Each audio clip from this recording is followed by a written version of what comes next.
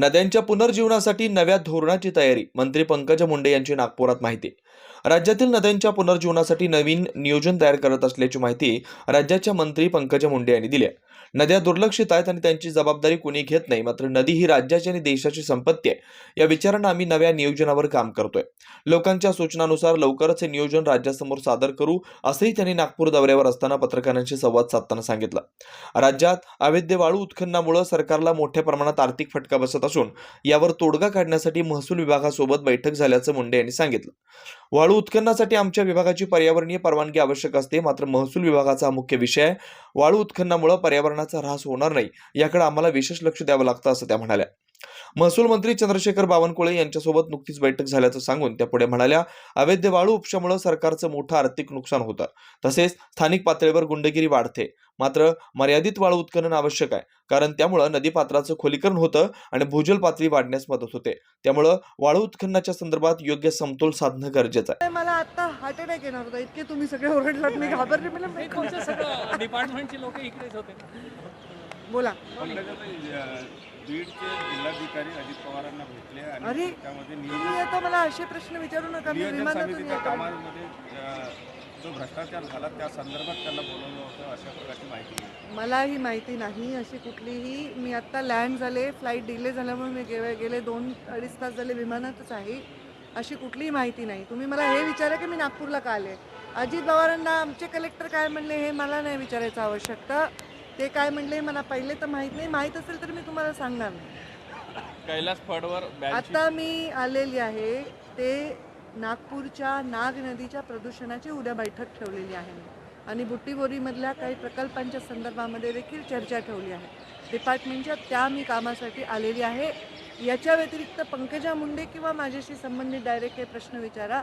बाकी कुठल्याही प्रश्नाचे उत्तर देणं मला उचित वाटत नाही. नागनदी संदर्भात काय नागनदी संदर्भात काही विचारायचं असेल तर बोला. मॅडम हे सांगा. आता मी काही नद्या पुनर्जीवन करण्यासाठी एक प्लॅन करतोय. आम्ही एक कॉन्सेप्ट नवीन तयार करतोय. माझा आत्तापर्यंतचा जो प्रवास आहे तो नव्या नव्या योजना जन्माला घालून त्या यशस्वी केल्या. आजही मी 5 वर्षामध्ये नसताना योजना त्या सतत लोक त्याचा उल्लेख करतात.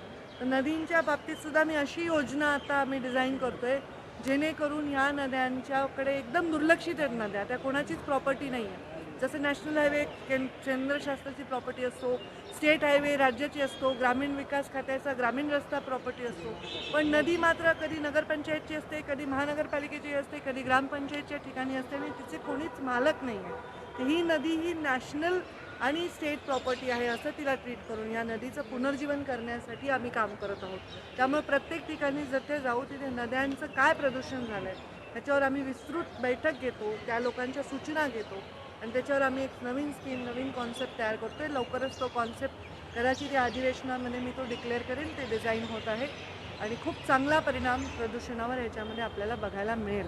एक प्रश्न असा आहे मॅडम की तुम्ही या ठिकाणी आलात नागपूरमध्ये. नाग नदीचा प्रश्न आहे, यासोबत वाळू धोरणाचा सुद्धा प्रश्न आहे. वाळू धोरण येणार आहे आणि वाळू संदर्भामध्ये आक्षेप असा आहे लोकांचा की वाळू काढल्यामुळे त्या ठिकाणी पात्र जे असते खोल होतं. त्यामुळे तुमच्या विभागाची भूमिका काय आहे वाळू धोरणासंदर्भात? हे पहा, वाळू धोरणाच्या एन्व्हायरमेंट क्लिअरन्सच्या जी आमची भूमिका आहे ती तेवढी मर्यादित आहे. बाकी तो विषय बऱ्याच रेव्हेन्यूकडे आहे.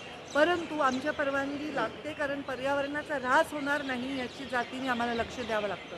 कालच सन्माननीय चंद्रशेखरजी बावनकुळे आणि माझी अशी आमच्या डिपार्टमेंटची जॉईंट बैठक झाली. वाळूच्या धोरणाच्या संदर्भामध्ये खूप विस्तृत चर्चा झाली. अवैध वाळू उपस्याने सरकारचं प्रचंड नुकसान होतं आणि एक गुंडागर्दी प्रत्येक तालुक्यामध्ये ती जाते. ही काय फक्त एका जिल्ह्यात नाही आहे, सगळ्या राज्यामध्ये हीच परिस्थिती आहे आणि त्यामुळे अवैध उपसाने पर्यावरणाचाही ऱ्हास होतो. वाळू कधी कधी काढणं आवश्यक असतं कारण त्याच्यामुळे पात्र कमी झालं तरी पण पाणी थांबत नाही आणि काढल्याने काय होतं, आपण जेव्हा एक्स्केव्हेशन करतो, खोलीकरण रुंदीकरण करतो तेव्हा पाणी तिथे थांबतं, ते जमिनीत मुरतं, त्याचा फायदा होतो. पण त्याचा जो बॅलेन्स आहे ते साधणं अत्यंत आवश्यक आहे. त्याला जलसंधारण खातं, रेव्हेन्यू खातं, रोजगार खातं आणि आमचं खातं म्हणून या गोष्टींना मॉनिटर करत. कुठेतरी संजय राऊतांनी शरद पवारांबद्दल जे काही शिंदेचा सत्कार केला त्यावर नाराजी व्यक्त केलेली आहे. त्या कुठेतरी महाविकास मला असं वाटतं की तुम्हा सर्वांच्या पात्रता या परत तपासल्या पाहिजे. जसं पर्यावरणाचा पात्रता मॅनेज केल्या पाहिजे तसं तुमच्याही तुम्ही प्रश्न विचारण्याची तुमची जी उंची आहे ना त्या उंचीवर मी बालवाडीत पण नव्हते. त्यामुळे मला हेच प्रश्न विचारून त्रास घेऊ नका. मी कोण कोणास काय म्हणाले ह्याच्यावर माझ्या जन्मात उत्तर देत नाही. Good night. शेवटचा प्रश्न नाग नदी क्या आप इंटीरियर के बारे में सोच रहे हैं पर डिज़ाइन फाइनल नहीं कर पा रहे? होम इंटीरियर या ऑफिस इंटीरियर, किसी भी डिज़ाइन आइडिया को रियलिटी में कैसे बदले, आज हम ये जानेंगे इंडस्ट्री एक्सपर्ट्स से। हमारी कंपनी जो है डिज़ाइन ब्यूरो, उसमें interior designing, renovation, architectural design, landscaping end renovation, furnitures, ये सारे जॉब्स हमारे यहाँ होते हैं। और पिछले 20 साल से हम लोग इस फील्ड में हैं। और इसमें 2 से 3 कैटेगरी आप इसको डिवाइड कर सकते हैं, जिसमें कि हम रेसिडेंशियल बोलते हैं, कमर्शियल बोलते हैं और रिनोवेशंस बोल सकते हैं। बेसिकली क्लाइंट्स की नीड्स को अंडरस्टैंड करना, सो नीड बेस्ड एनालिसिस हमारे यहाँ होता है। सो क्लाइंट्स के लिए हम लोग परफेक्ट इसलिए हो जाते हैं, या हम उनके लिए दोबारा या किसी क्लाइंट्स के लिए हम चौथी बार काम कर रहे हैं because of their confidence with us, कि वो हमारे ऊपर रिलाई करते हैं। हम लोग अमित यूनिवर्सिटी को पहले से ही जानते थे, तो उनको हमने बुला के उनको जो स्ट्रक्चर है यहाँ पे ब्रिक्स वर्क चल रहा था तभी से उनको कांटेक्ट किया, उन्हीं को जगह दिखाई, उनको स्पेस डिजाइन करने के हिसाब से कांटेक्ट किया, उन्होंने डिजाइन बना के दिया काफी अच्छा। जो भी उसमें जो भी चेंजेस थे उनको वर्कआउट किया हमने। जब जो मटेरियल लेना था वो साथ में हमारे आए, सिलेक्शन के लिए आए, वो जो भी सारा सिलेक्शन उन्होंने काफी अच्छे से करवाया। जो भी उसके बाद में जो एक्सपेक्ट था उससे ज्यादा बेटर ऑफिस उन्होंने बनवाया। बजट अगर आपका लिमिटेड है तो लिमिटेड बजट में भी आप एक अच्छा इंटीरियर कर सकते हैं, ये हमारा विश्वास है। और हमारे क्लाइंट्स के लिए हम वही दे रहे हैं और उसी से हमारा क्लाइंटल बड़ा है। हर क्लाइंट की एक अलग स्टोरी होती है, उनका एक अलग रिक्वायरमेंट्स होता है। कई बार ये सारा मिस आउट हो जाता है, हम अपने डिज़ाइन उन पे लाते हैं, वो नहीं होना चाहिए। उनको क्या चाहिए वो हम डिलीवर कर सकते हैं, बस वो उनके बारे में हमको समझना पड़ेगा।